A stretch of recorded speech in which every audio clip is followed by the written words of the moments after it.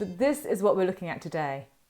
This him, Bacchus. Oh my goodness. So this is Michelangelo, as apparently you should say his name. And he sculpted this in about 1496, 1497. So this is a sculpture of Bacchus. Now he's in the Bargello in Florence, and I saw him a few years ago, and I was with a friend, and she said, she said, God, you kind of gotta love him, haven't you? And I thought to myself, I'm not sure. I'm not sure if I do love him, actually. I'm not sure if I do. I think I might agree with Percy Shelley, who unsurprisingly put things better than I ever could. So I'm just actually going to very briefly quote Percy Shelley. So he said that the wine of God, the God of wine even, I promise you I haven't had wine for breakfast, not today. The God of wine looks drunken, brutal and narrow-minded, and has an expression of dissoluteness the most revolting. And you know what? I'm going to go with that. I don't think you have to love him. And maybe this was the problem. So before we come on to the problem, let's just kind of have a look at him. I'm going to pull up his... and just a close-up of his face, because I mean he's completely unfocused, isn't he? Completely unfocused. He's kind of looking at his cup, which is, I don't know, you decide, is it full of wine that he's about to drink more of, or is he looking at his cup because it's now empty, because he's drunk all the wine? It's definitely not his first glass of the day. He's sort of slightly interesting. I'm going to say pudgy, but it's not pudgy, but it's slightly curved, isn't it? Just look at his upper torso. It's like there is a really nice muscular torso in there. It is sort of there, which would be appropriate for Greek gods, although Bacchus is very often depicted otherwise, as we saw in the Villa dei Misteri, sort of slightly slouched and obviously drunk. But he's kind of rounded and slightly, I'm going to say slightly curvy in a way. Just go back to the larger image of him. And the way that he's standing, he's only just really standing up, sort of on one leg, really slightly wobbly, and his sort of stomach is pushed forward, his shoulders are slightly slouched. It's not the most elegant pose. It's not the most attractive pose. He is, you do feel like he might just sway off that podium at any moment. Luckily, he's leaning against something. So he's actually leaning against a little tree trunk with a little satyr sitting on top of it. So let's just go around and have a look at this. Go around as though we can walk around it and have a look at this little satyr. So here he is. So the little satyr is sitting on the tree trunk that Bacchus is kind of leaning against. He's sort of leaning against him. But what he hasn't realised, of course, is that the satyr is actually having a little sly nibble of the grapes that Bacchus is holding quite loosely down by his side. The other thing that he's holding is, it's a little bit hard to distinguish what it is until you look at the podium. So just by this little satyr's hoof is a kind of melted head. So he's holding an animal pelt very casually. I mean, that was a decision that he made at some point, that he was going to walk out and get drunk with an animal pelt. I'm not saying he's getting drunk with the animal pelt, but has this animal pelt that he's dragging around with him. It's probably a leopard, because Bacchus was pulled by leopards which is really horrible. So Bacchus's chariot traditionally was pulled by leopards, so that's what we think it is. So now has he only got, has he got one less leopard to pull the chariot? Did this leopard meet his maker naturally, and Bacchus decided to put his pelt and everything to good use? Is this a really sad day for him because one of the leopards died and he can't bear to be parted from him, and that's why he had to get so drunk? Who knows? But it's a lovely little. I love the little satire. I love the little detail, and then the leopard's head just got on the podium. So that's what he's carrying. I just want to go back to his head. Okay, so he is really drunk, and and that kind of explains his posture. Okay, that's fine. At some point, he did make the decision to carry with him this leopard skin. Lovely. At what point, however, did he decide that he was going to pop not just vine leaves, but sort of little bunches of grapes on his head? Like, what kind of, did he sort of think, actually, I'm feeling a little bit plain today, I need to zhuzh myself up a bit? Did he think, this is going to be great fun. I'm out for an afternoon drinking. Let me make myself look slightly odd. Did he think, I'm actually feeling slightly effeminate today, because that's kind of how it's been interpreted. So, because they kind of do almost look like little curls, don't they? Those grapes. So it sort of does give him a slightly more feminine air. He does have a slightly feminine air in general, just slightly, but it's kind of there, we're going to come on to that. So yeah, because I think that he probably adorned himself with that particular headdress before he got drunk. Or maybe he didn't. Do you know what? Maybe he went out and didn't have anything on his head. Halfway through his cups, he just thought, do you know what? I'm feeling it today. I'm having a great time. I'm going to put some grapes on my head. Don't know. We don't know. So,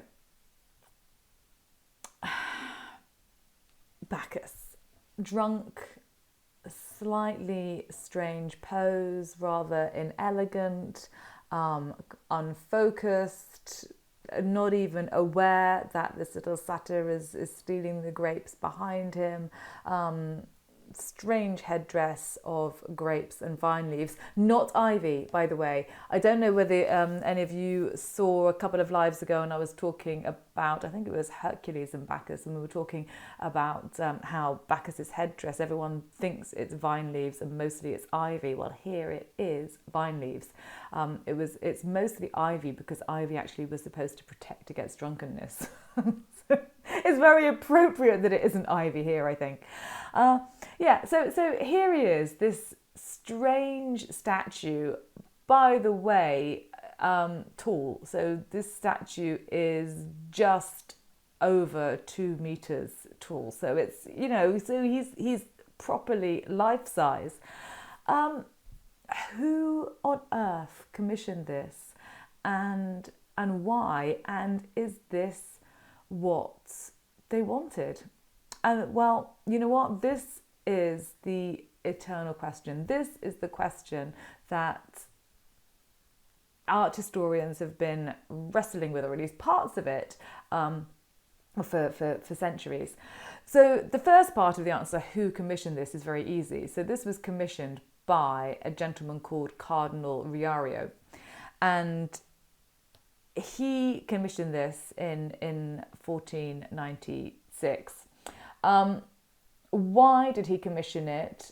Well, okay, that's more interesting. And was he happy with it? That's more interesting still. So Cardinal Riario had come across the work of Michelangelo just that year, sort of around about this same time. And he'd come across it in quite an unusual way. So Michelangelo whilst he was still in Florence, I think, had carved a Cupid, little Cupid. Unfortunately, it's now lost, so we don't have any images of it. But he carved this Cupid to look like an antique sculpture. And basically, he sort of then roughed it up a bit and passed it off as an antique. And everybody at this time was going absolutely mad for classical antiquity in general, but also lots of sculptures, artifacts, and so on. There's a lot of excavation going on, so it was big news. So this little Cupid emerges as an antique, and Cardinal Riario in Rome, a renowned collector, not a novice, not naive at all when it came to art, or probably anything else either, he purchased this Cupid.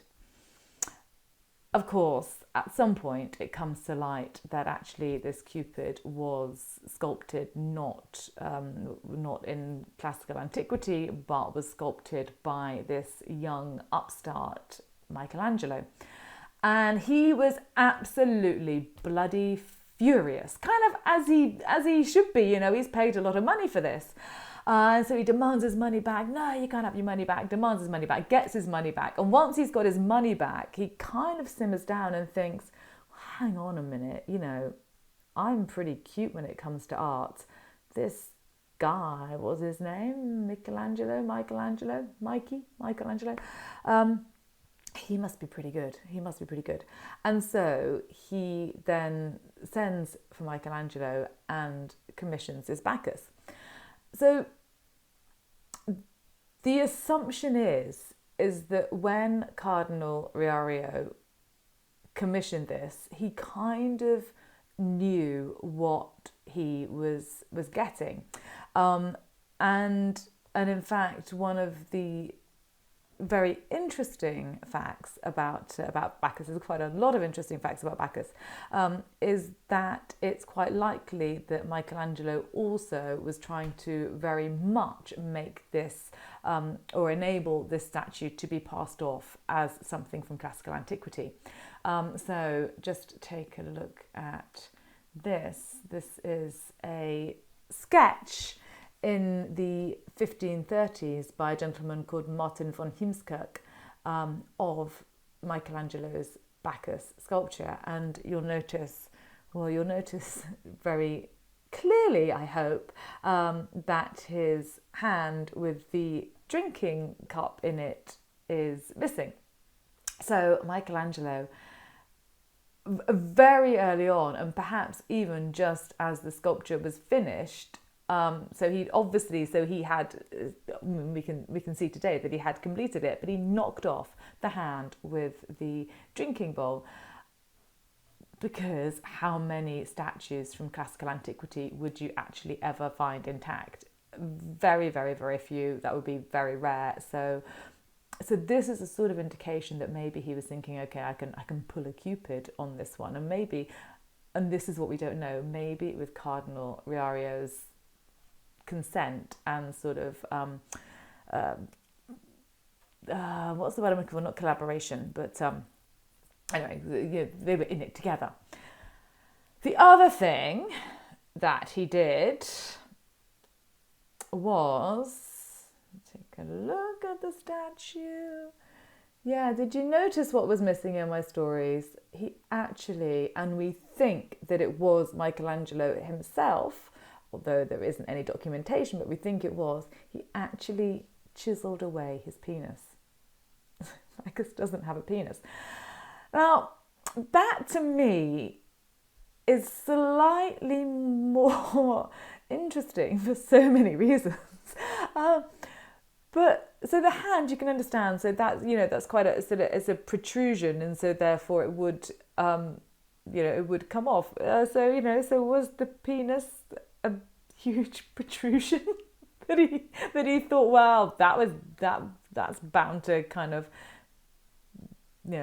be chopped off in in the centuries in which it would be covered, ready to be excavated. I don't know. Interesting. But anyway, but the fact is that he actually chiseled away the penis, and so Bacchus has never ever, or not for centuries, had a penis. Poor thing. So yes, so Michelangelo could have created this sort of in collaboration with Cardinal Riario. We know that Cardinal Riario commissioned the piece. We know that he paid for it. We've got all of that documentation. What we don't really know is exactly what his expectations were, because there isn't any documentation detailing those conversations, or that aspect of the commission.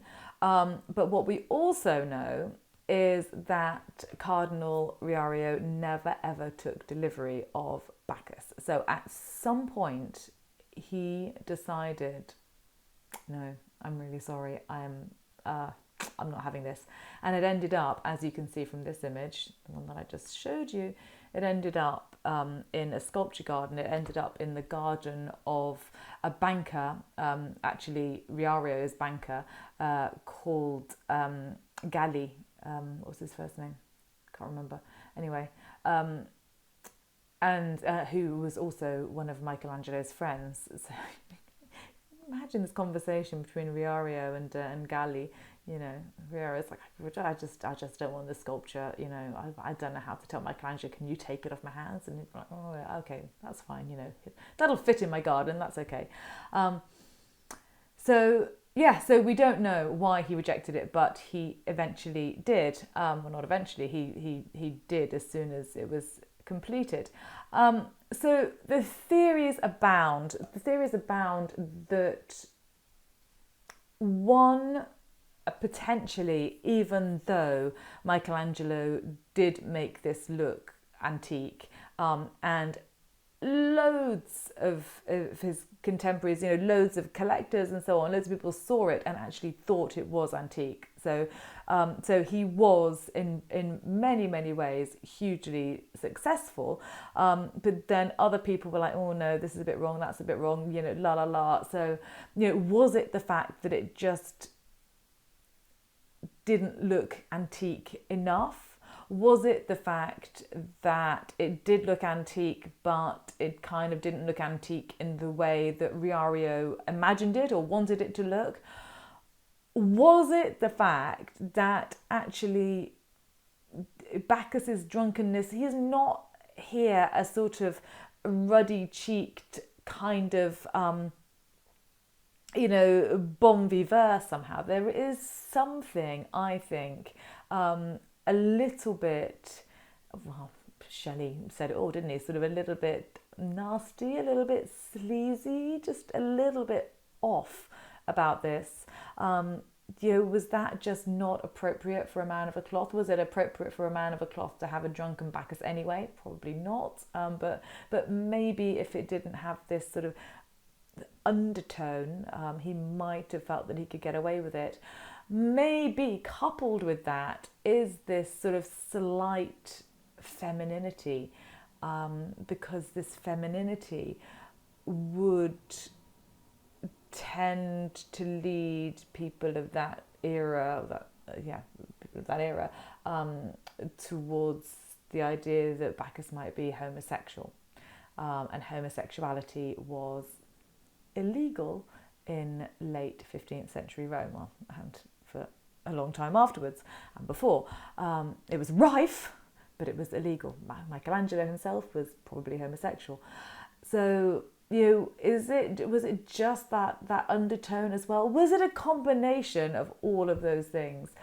We have absolutely no idea, but we know that Riario commissioned and paid for Bacchus, and then it ended up in Galli's garden. Obviously, at some point, as you can see, Bacchus does have his hand again, it actually reappears by the 1550s. So he had a brief period of time when he had to stop drinking because he'd lost his hand and he'd lost his cup, and it's believed that Michelangelo cemented it back on. So he has, yes, forever now has his drinking cup, but he has one very important part of his anatomy that has never been found. Presumably he had Willie to begin with. I mean, is there some, how people find things? You always hear these stories about houses being demolished or people turning out their attic or something. Is there an attic or a basement or a cellar or something in Rome with Bacchus's penis in it? Until we find it, we'll never know. On that note, I shall stop. There we go, and turn comments back on. Turn on commenting, there we go. Oh, yeah. Would you fancy that in your garden? I'm going to say I wouldn't. I'm sticking to my guns. It's absolutely fascinating, but I do find him quite creepy. He's not for me, I don't think. But you feel sorry for poor Bacchus now. Well, yeah, there's a lot to feel sorry for. So thank you very much for joining. I will see you next week when, yes, I think I'm going to talk about Themis next week, the goddess of law and order. So once again, this is all related to Made in Marble on btptv.beyondthepalette.co.uk.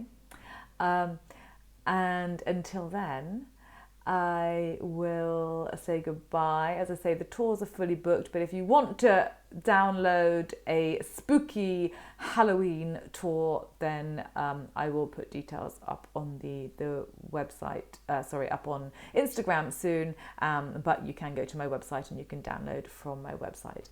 So happy Halloween, everybody. Thanks for joining. Have a great weekend, and I will see you next week. Bye. Bye.